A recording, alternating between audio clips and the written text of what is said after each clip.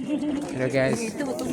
So, yan ang pag-bili ka sa Lukay, Kalayo. Kalayo ng gabi. Ano guys. Itong pari na lang.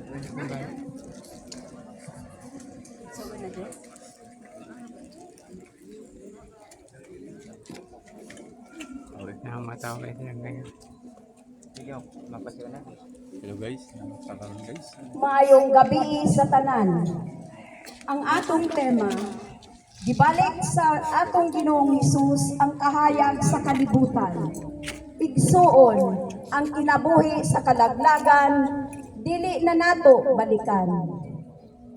Karon mao ang pinakasulimni nga gabi sa tibuok tuig diin atong saulugon ang bihilya sa pagkabanhaw sa atong inuko.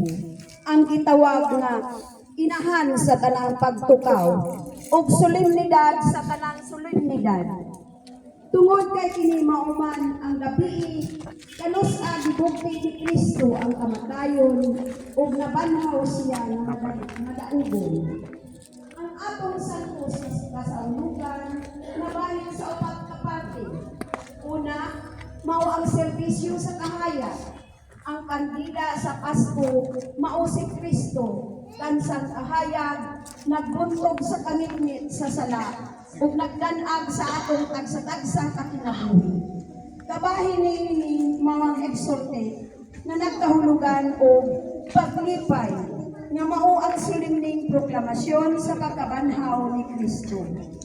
Ikaduha, mao ang liturhiya sa pulo, diin ang santos na simbahan na manandong sa mga dakong katingalahang butang nga gihimo sa Dios sukad pa kaniadto sa pagbuhat sa kalibutan sa iyang pagluwas sa Israel gikan sa kaulignan sa Ehipto hangtod sa iyang pagtubo sa tibuok universo pinaagi sa Pasko sa pagpasakit kamatayon ug pagkabanhaw sa atong Ginoo.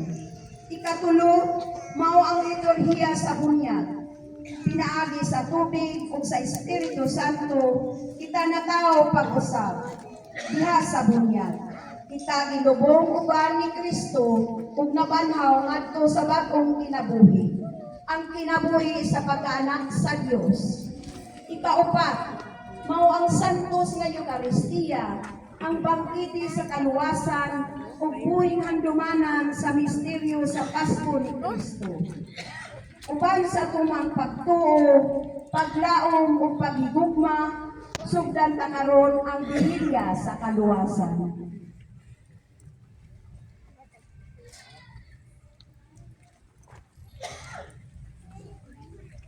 Sa ngalan samahan sa anak sa Espiritu Santo. Amen. Sa Ginoo manakin ninyo Nausap kanimo. mga hinigumbaga ni Kristo ning santo kayamot nga gabi. Kanusa ang atong Ginoong Kristo milabang gikan sa kamatayon ngadto sa kinabuhi. Ang simbahan nagdapit sa iyang mga anak sa tibuok kalibutan sa pagtigom arang pagtukaw o pag-ampo. Mao kini ang Pasko kung paglabay sa Ginoo. O paghandom ang iyang kamatayon ng pagkabanhaw, pinagi sa pagpamati sa iyang pulong, o pagsaulog sa iyang mga misteryo, makalaong kita, makaambit sa iyang pagdawog, batok sa kamatayon. O mga puli kita, uban kaniya, diya sa Diyos sangtod sa kahangturan. Magampo kita, o gamanang amahan, nakaambit kami sa kahayag sa iyong himaya, pinagi si mga anak, ang kahayag sa kalibutan. Santosa o kining bagong kalayo o padilaba kami sa bagong paglaom. Ligpiyuhi ang among mga kasing-kasing pinagi nining pagsaulog sa Pasko.